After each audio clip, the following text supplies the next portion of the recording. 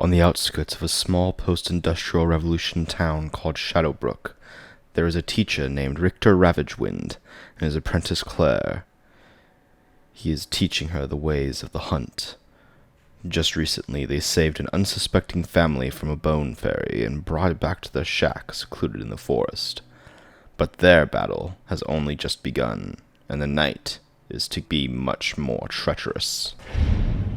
The knife is iron. Fairies are weak to iron. I thought I was on the right track. It's a bone fairy. The knife handle was carved from a troll bone, so when you pinned its wing to the wall, it was the equivalent of me giving you a splinter and then a sandwich.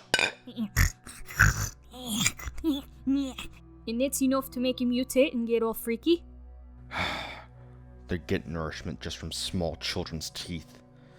They get strength even from that. A troll bone is like a full 3-course meal. Well, what do we do now? You feed me more! Let me out and feel your bones disintegrate from inside out! Silence! Wretched little thing. We need to be careful and not let it out. Eventually the bone lust will siphon out, and we can take the fairy out and tear off its wings. The rest of the body, though, can come in handy. That's kind of brutal, isn't it? It would have been easier if you didn't give it your knife for a snack. 6 months we've been working together. Yet you're still impulsive and patient, and haven't shown any restraint or search for knowledge. You're just kicking and stabbing. I'm sorry. Yeah, be sorry. And give me some more of your knife. If you put another hole in my wing, I'll chew a dozen holes through your foot. As it mellows out, it will get more talkative. We'll get into the classical fairy practice of dealing and manipulating. And you can't let it get to you. Whatever it offers, we must deny it.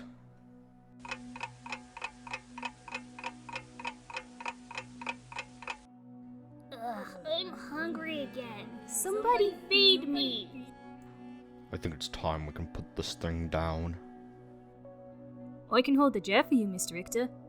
Sounds like a plan, companion. Wait, no. I can do something for you. No deals. I know what your kind offers.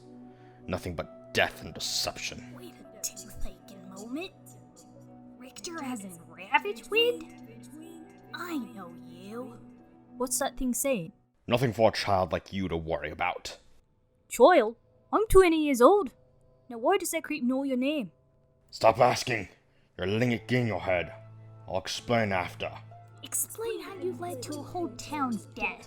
How do you have children's blood on your hands? I said silence! Claire, all you need to know, for now at least, is that all of my advice, all my experience comes from my own past tragedies. Anytime that I say something could kill you, it's because I've witnessed it, or I've come close to it killing me. Please, Mr. Scholar Man, you won't let me die, will you? I don't want to die, I want to live. What's that? That noise. Stop it! What's that? My baby! Where is Cynthia? Is she safe? Ah! Mommy? Mommy, is she okay? Ah! Enough!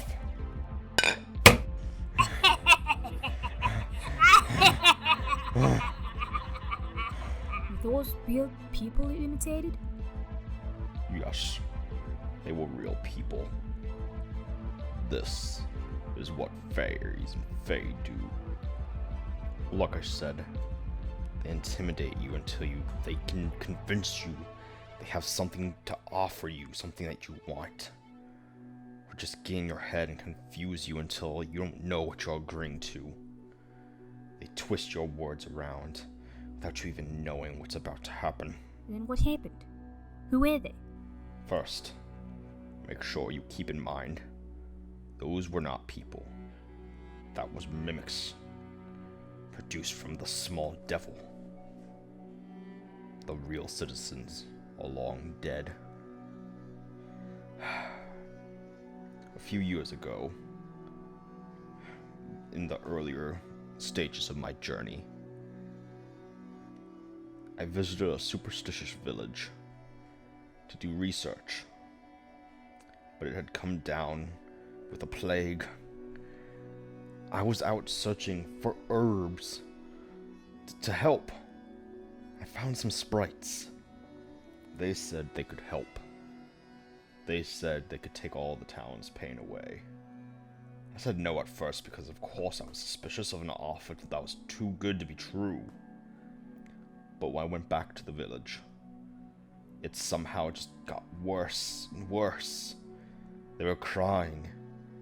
And then a fairy, apparently, the bone fairy that we're dealing with now, came in. And of course I wasn't aware of its specific race and how gluttonous it was.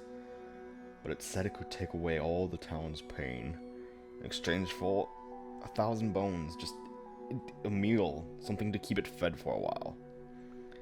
I figured I would just get the bones from a hunting trip. And I was so desperate. I said yes. Curses all the way to Hades, I said yes. And there was a swarm of those small monsters. I tried to fight them. I thought I could fend them off. Take back the deal. But when I pulled out my pistol and my knife, the deal kept me from intervening. Every time I tried to stop them, every swing, every time I tried to pull the trigger, my bones ached until I passed out to the screams of an entire community. And I woke up to nothing. Nothing but red-soaked walls. But there were no recognizable remains. All I could do was burn the town down. Wipe their community off the map, so that no one could find any hint of the monstrous event of the dark things that were out there, that were here. Boss, that's horrible. I can't even begin to imagine it. But you were deceived. You thought you were helping. You're hardly responsible for that. You're a victim just as much as anyone else. No. It was a tragedy. Tragedy I witnessed and I could have done more to stop. But I can't now. It's in the past and all I can do is learn and do more next time. And teach you from my own trials and tribulations. And once we open that cabinet up, it's gonna spout off its temptations and stuff until we agree to a bargain. Right. I think I have an idea.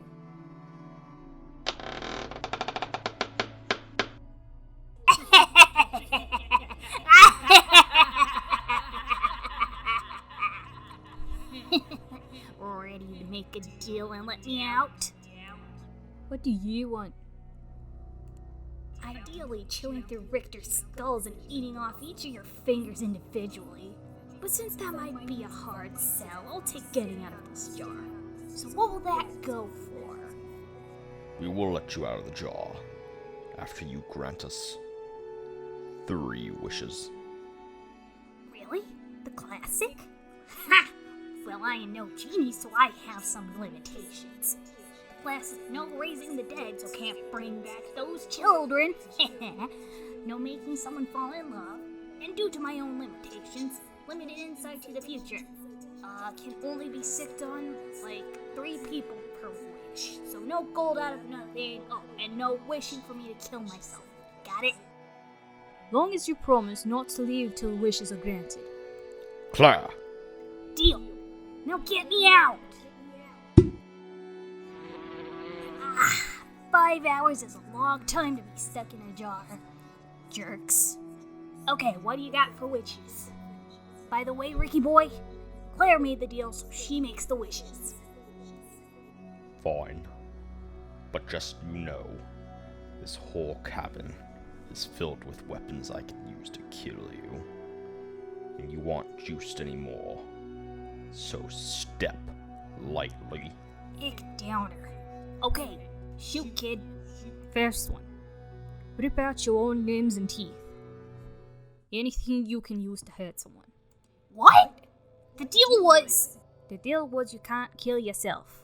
I'm not wishing for that. I just want you to mutilate yourself. No! No!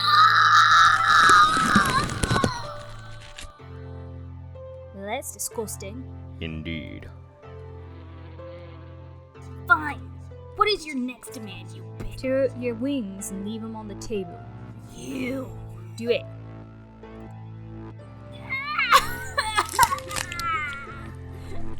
Think about all the people you've deceived and hurt while you do it. What could be bad with possible be? I wish for you to shut your mouth. And for the rest of eternity, you only open your mouth when Riktor or myself tell you to.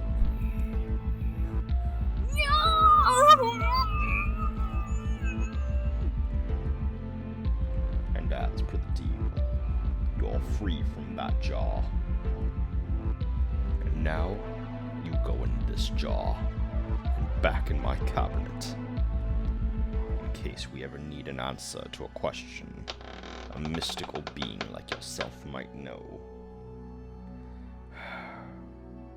Did good, kid. But don't get too cocky. Yes, sir. Well, it's been a long night. Well, I can make you a sandwich or something. Get a full stomach.